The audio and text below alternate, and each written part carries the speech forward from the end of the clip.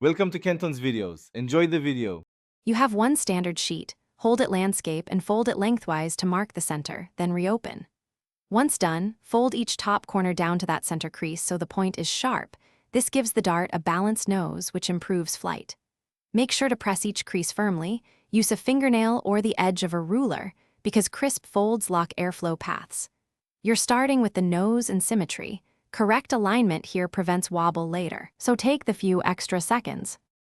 Once the nose is formed, fold the plane in half toward you so the nose stays aligned. This encloses those corner folds and gives a clean spine. Next, fold each wing down from the top edge, aiming for about 1/2 inch of wing height. Make both sides mirror each other. As you crease, run your thumb along the wing roots to lock the paper layers together. This increases rigidity and keeps lift consistent. You're building the lift surface and stabilizer. Symmetry equals steady glides. You're ready to finish. Check nose tightness and align wingtips so they match, then fly.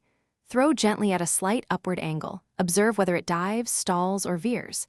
If it dives, add a small upward bend to the trailing edges. If it stalls or loops, add a tiny downward bend.